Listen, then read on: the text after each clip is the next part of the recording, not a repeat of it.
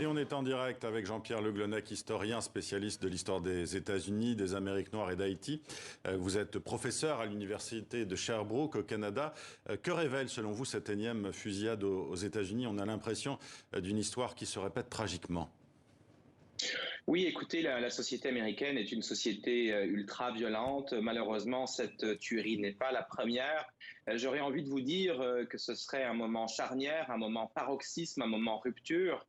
Malheureusement, la polarisation est telle, la polarisation politique est telle aux États-Unis qu'on ne peut pas s'attendre à une transformation sociale et une transformation politique en profondeur. Le Parti démocrate et le Parti républicain s'opposent frontalement et à l'intérieur même du Parti démocrate, plusieurs sénateurs s'opposeraient à une réforme majeure du port d'armes, du droit de porter une arme.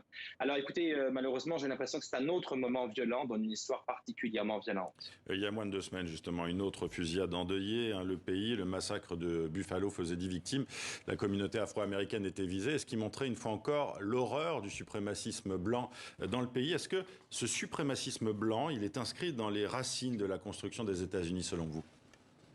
Ah, de manière certaine, cela a été très très bien montré il y a peu de temps dans le New York Times Magazine par une équipe d'auteurs et d'autrices qui ont montré finalement que la naissance des États-Unis en 1776 est indiscutablement liée au concept de la race et à la construction finalement de rapports sociaux racialisés.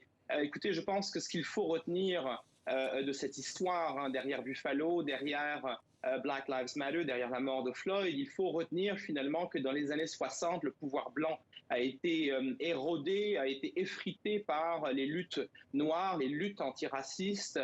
Mais ce pouvoir blanc effrité n'a pas été totalement détruit et on assiste depuis les années 80 à un important ressac de la droite dure, de l'extrême droite aux États-Unis et pas seulement malheureusement, c'est un mouvement qui est transnational, qui est transatlantique, qu'on observe aussi au Canada, en France, en Angleterre, bref, dans tous les pays qui ont été touchés d'une manière ou d'une autre par la construction de la race, du concept de race au XVIIe, XVIIIe siècle avec l'esclavage.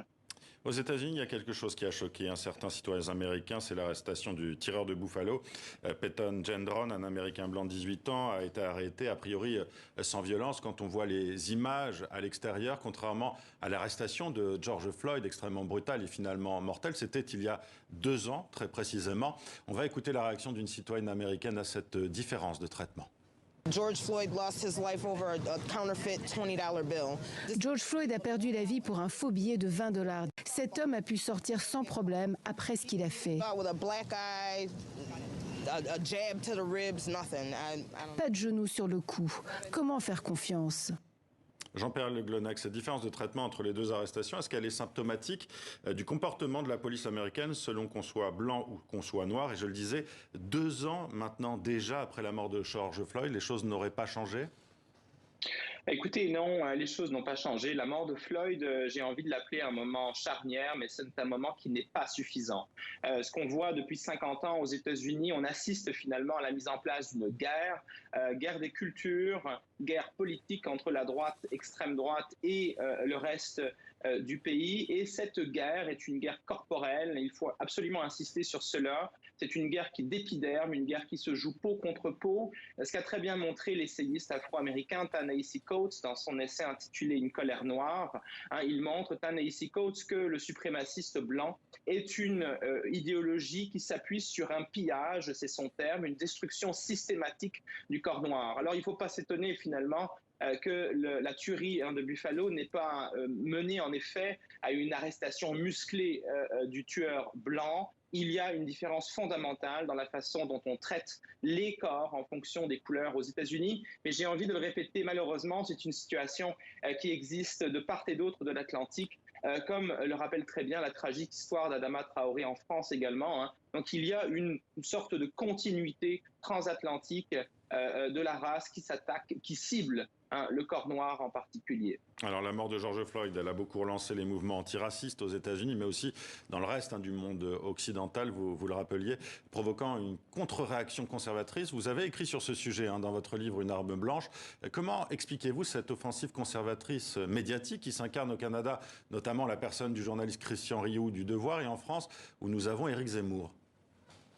Écoutez, c'est une contre-réaction qui malheureusement n'est pas surprenante, qui s'inscrit dans une longue histoire du néoconservatisme de droite, qui émerge quelque part dans les années 1960, aux États-Unis dans les années 70, en France dans les années 1980, autour de cette obsession de l'immigration. C'est à partir de 1983 dans le Figaro que l'on présente l'immigration comme un problème en France. Alors donc il ne faut pas s'étonner que Christian Rioux, Mathieu Bock-Côté en France et au Québec, Éric Zemmour et tant d'autres ait réussi cette dernière année à banaliser le paradigme du grand remplacement qui a été au cœur finalement de la tuerie de Buffalo. C'est-à-dire que s'il est facile de banaliser autant aujourd'hui la haine raciale, c'est qu'il y a une histoire vieille de 50 ans à peu près, qui permet d'expliquer tout cela. Le monde occidental est en guerre culturelle. Cette guerre parfois touche le droit à l'avortement, parfois la question de la race et très souvent finalement la situation des personnes immigrées ou racisées, que ce soit au Québec, en France, aux États-Unis. Il y a malheureusement une internationale néoconservatrice qui renverse le problème, qui se présente en croisée finalement, en croisée luttant contre les antiracistes étant le véritable problème selon eux. Et dans ce livre, vous tordez le cou justement aux arguments de Christian Rioux, d'Éric Zemmour, de Mathieu Bock-Côté, qui n'hésitent pas, selon vous, à falsifier l'histoire pour justifier leurs arguments souvent d'extrême droite. C'est un danger pour la démocratie, selon vous? On est dans cette guerre culturelle. Oui, écoutez, et je dis cela en tant qu'historien, non pas en tant que militant, que les choses soient bien claires. La démocratie doit reposer sur des processus de vérité. Et ces processus de vérité sont au cœur d'un idéal libéral post-Deuxième Guerre mondiale, processus de vérité qui repose sur des journalistes, sur des journaux papier, sur des documentaires où l'on vérifie les faits, des reportages, etc.